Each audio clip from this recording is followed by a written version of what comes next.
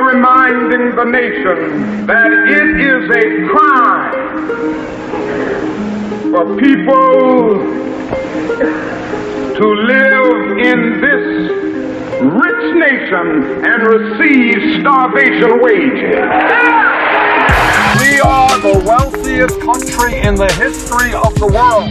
Minimum wage, it is a starvation wage. Starvation wage. People should not have to work for starvation wages. The economic issue.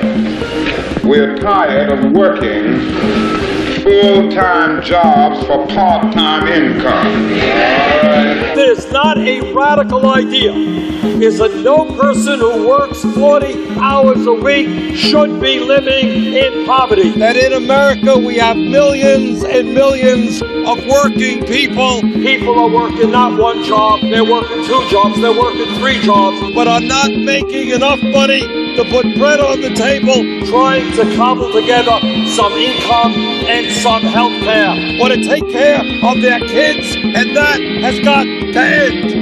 We're tired of living in run-down, dilapidated, rat-infested shacks and slums. I've got a problem. I've got a problem with a president and a Congress which allows 5 million children to go hungry, 2 million people to sleep out on the streets, cities to become breeding grounds for drugs and violence. Let's demand that every man, woman, and child in this country have a decent opportunity and a decent standard of living. Let's not keep putting poor people into jail and disproportionately punishing blacks. That we spend $322,000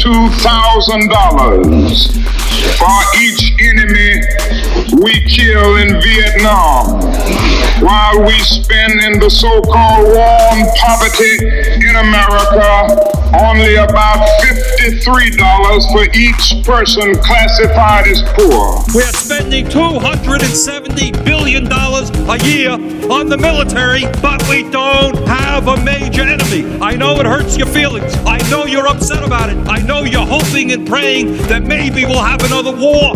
Maybe somebody will rise up. Who you worried about? Iraq? Panama? Who you worried about? I'll tell you who I'm worried about. I'm worried about the fact that our workers are seeing a decline in their standard of living. They want to see our industry be rebuilt. There's nothing new about poverty. What is new is that we now have the techniques and the resources to get rid of poverty.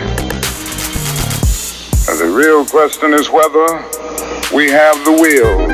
There is something profoundly wrong when we are seeing a proliferation of millionaires and billionaires, and we have the highest rate of childhood poverty of any major country. We must also realize that the problems of racial injustice and economic injustice cannot be solved without a radical redistribution of political and economic power. Power has gone away from ordinary people and is now in the hands of the very few.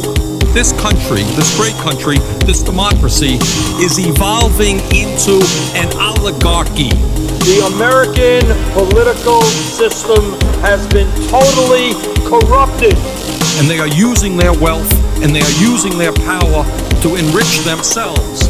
And they're ignoring the needs of the vast majority of people. And it is my hope that we will get together and really stand up. When we stand together to gain power for poor people, black peoples, Appalachian whites, white, black, Mexican Americans, Hispanic, American Indians, gay, straight, Puerto Ricans, woman, and man, all working together to solve the problem of poverty. And demand that this country work for all of us rather than the few. We will transform America, and with your help, that is what we're going to do. We read one day, we hold these truths to be self-evident, that all men are created equal, that they are endowed by their Creator with certain inalienable rights, that among these are life, liberty, and the pursuit of happiness.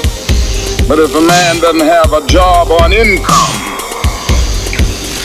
he has neither life, nor liberty, the possibility for the pursuit of happiness. He merely exists